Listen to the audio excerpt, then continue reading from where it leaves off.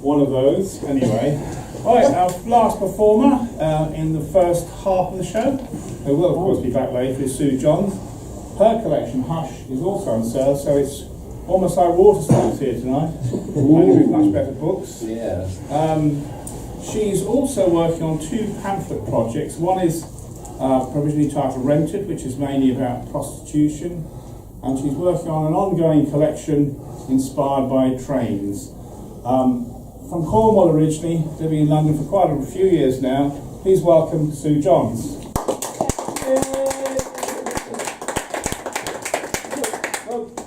Let's start with a couple of poems from Rented. 3 of the poems in the collection are about a character called Promise, and she's a Nigerian prostitute working in London. I'm going to do 2 of them, and this is a friend of Promise. She was interrupting the stacking of Tampax, waiting to receive her little cup of meth, with one hand holding trackies around her skinny white hips. Ola and I exchanged raised brows. I remember that, but not exactly when it was that I decided to steal her, or why her in particular. Was it because she lived across the square, or because she was much younger than us other working ladies? But not too young to go doctor shopping, though. She just traded one addiction for another. I prayed over her. And on the 3rd day of her sweaty sentence, she took a little jollof rice and soup.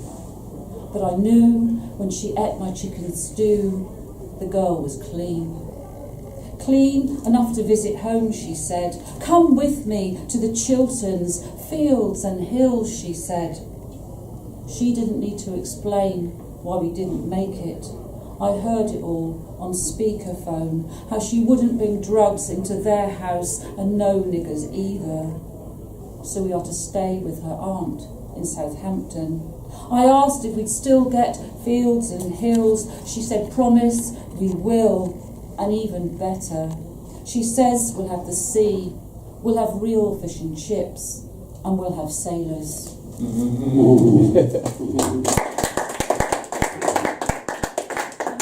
This is in the voice of the friend in the last poem. This is called Watching Promise.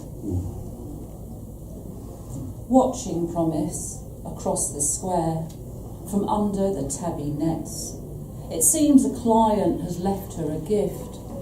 My guess is a filthy fingernail got married to her oily hip and fathered some pus just out of reach because she's using some dirty dance moves to squeeze it.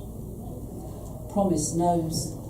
This isn't like the hand jobs we give off the curb, resulting in a heavy spurt. This is a wound that'll spread and come back weeping across an angry border. It reminds me of those new girls when they stray into a foreign postcode. Promise needs to put on the slippers that make her look free again, though she's formidable in heels, and pay a visit to the prissy chemist, who'll be relieved not to be asked for morning afters or a cream for crabs, though she'll still dispense that look she reserves for an entire continent.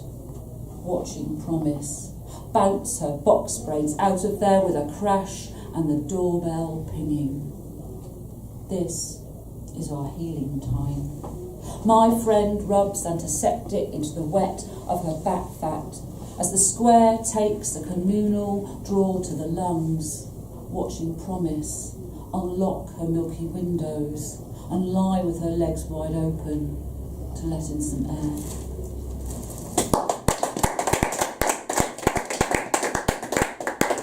So I'll do a couple of poems from the train sequence now. I suppose it is a bit ironic that I've chosen to write a poem about building the bridge over the River Kwai as a series of haiku, but this is Visions of the Death Railway. Ulcers at the bone, frangipanses sent the night in a cage prison. Under monsoon rain, a malarial shaking, white lice holding fast. Bloated mosquitoes, a dawn chorus of gibbons, the lash of bamboo. shitting blood and pus, a life for every sleeper, one small bowl of rice. Silent skeletons drag a tree, watch bee-eaters feeding on the wing. Poorly mixed cement, placing termites in the bridge, a small resistance. Maggots clean a wound, the screech of a butcher's saw, rotten flesh falling. The vultures gather, Alec Guinness in full kit, whistling into camp.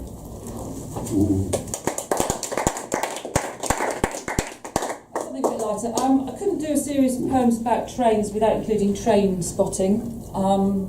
So I don't know if any train spotters in the room, but you might need to be to understand some of the jargon. But this is called Like Father. The name, the number, the builder. A cup of tea, Arthur? Is your son coming over? No, he's off on a bashing. They're cycling the Redway system. It was closed under beaching. Wasn't there a train spotting film, Arthur? Years ago. Leeds Central Station, I think. The North British Railway. Strange that, because that went in the 50s. The class, the operator, the depot, the status, the livery, the wheel. I gave him my Ian Allens, but he'll not use them. Probably hasn't even got a notebook. It's all phones and internet now. Did I tell you I was the first to cop the Kingfisher at York? I climbed into the shed and got covered in rust. He's got my full list of streaks, though. I've got every southern locomotive. Might take them with me. Yes, bury me with my anorak and my timetables from Clapham Junction. The maximum speed, the weight, the transmission, the length, the power. Anyway, hardly any steam now, and diesel will be next. He'll end up only listing electrical, and I wouldn't say he fudges it, but they're all on bloody mailing lists. Not like me, climbing over that shed wall at York. Did I tell you when I caught... Looks like there's a new one, Arthur. Train spotting too. The boy never mentioned it. But apparently the films are really about drugs. What?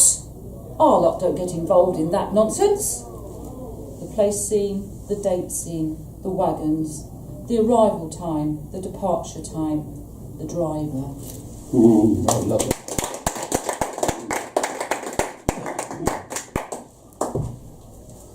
There's been a lot of poetry written about the tragedy at Grenfell Tower. I think Steve touched on it in his poem earlier, and I think it's a good thing. It's a really good thing, and I think the more voices that keep on remind us of what went on there, the better. And it's never going to be brushed onto the carpet. What price? Gold does not burn easily. It resides cool and calm in the empty rooms of Kensington, which oligarchs, old money and fading pop stars pass through when they tire of their first and second homes, where those that can will vote to price the disaffected northward, where poverty knows its place, or towards the coast, past the holiday homes to caravans, caves and the sea beyond. The poor cannot stay in their cramped rooms, silent behind the cladding to reduce offence. With the community centre and the youth club gone, where else but the streets, where they cannot be trusted because they could be violent, because they are too many we are, smoked out of the capital's rebirth with the heavy air whispering murder. The city must hear itself above its consumption, for those who have thrown their children blindly into the waiting arms of hope and turned to melt within their wedding rings.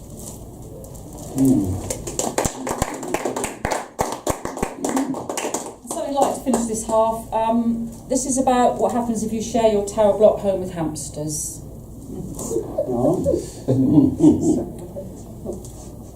They relied on us for seed and shavings of wood. We could turn their day to night at the drop of a blanket, start them where we left off, on the treadmill, marking time, going nowhere, busying on our behalf. They didn't live long. Biennally, we removed a cold corpse from the straw.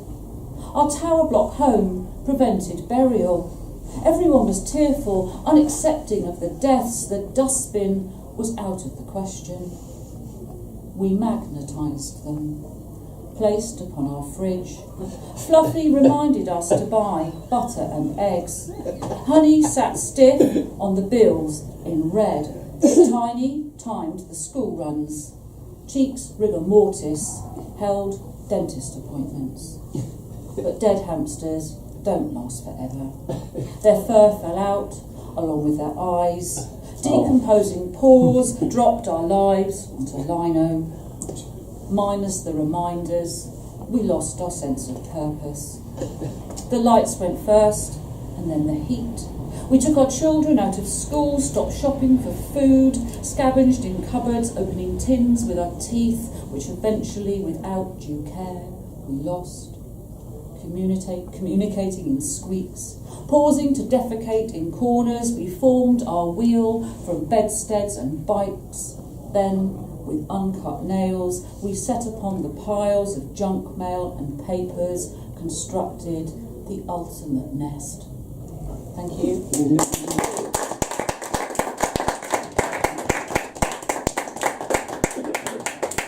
Thank you. More applause, please, for Sue John. Hey.